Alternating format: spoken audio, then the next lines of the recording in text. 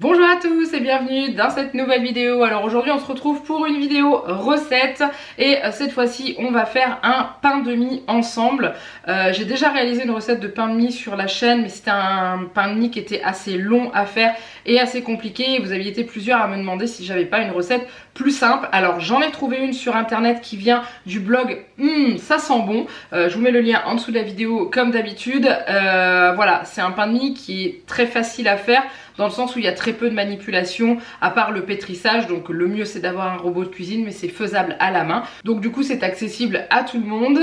Avant de visionner cette recette, je vous invite comme d'habitude à liker cette vidéo, à vous abonner à la chaîne si ce n'est pas encore fait et à lâcher vos petits commentaires en dessous et puis bah c'est parti, go, on y va.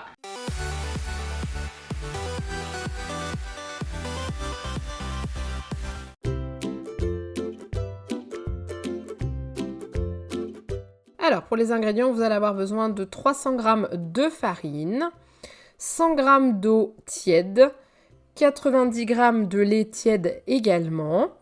Il faudra 5 g de levure boulangère, c'est un peu plus de la moitié d'un sachet, 5 g de sel, 15 g de sucre et 30 g de beurre mou.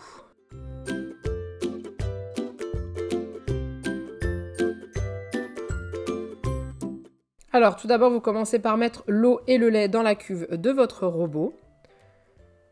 Vous allez ensuite ajouter la levure boulangère et mélanger avec un petit fouet. Vous allez laisser reposer environ 5 minutes le temps que la levure se réhydrate.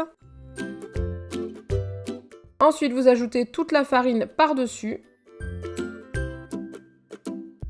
ainsi que le sel et le sucre.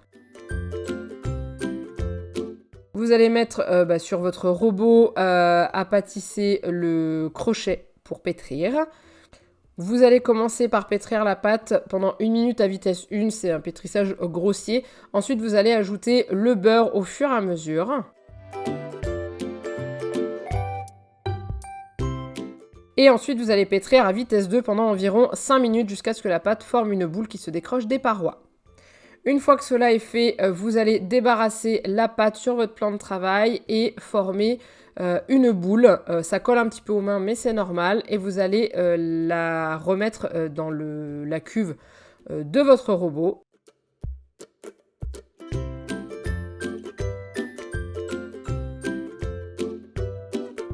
Et vous allez laisser pousser pendant environ 1 heure à température ambiante jusqu'à ce que la pâte double de volume.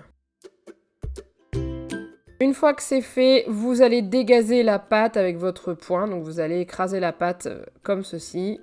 Et ensuite, vous la débarrassez sur votre plan de travail. Sans la pétrir, vous allez la mettre en forme de boule ou de boudin. Et vous allez couper la pâte, séparer la pâte en 4 pâtons. Vous allez prendre un pâton, vous allez le bouler, donc lui donner une forme de boule. Donc pour ça, vous le regroupez vers l'intérieur comme ceci. Et ensuite, vous finissez de former la boule sur le plan de travail. Et vous allez disposer cette boule dans votre moule rectangulaire que vous avez choisi pour faire votre pain de mie. Et vous faites la même chose avec les 3 autres pâtons restants. Voilà ce que vous obtenez. Vous laissez pousser encore une fois 30 minutes à température ambiante. Ensuite, vous prenez un petit peu de lait et vous allez badigeonner votre pain avec le lait, délicatement. Et ensuite, on cuit environ 30 à 40 minutes à 180 degrés. Ça va dépendre de votre four, il faut surveiller la cuisson à la fin. On le démoule et on le laisse refroidir sur une grille. Et voilà, vous obtenez un pain de mie bien moelleux qui est très facile à faire. Il y a très peu de manipulation et il est super top pour faire les petits sandwichs de vos enfants ou encore vos sandwichs à vous. C'est un vrai régal et voilà, tout simplement.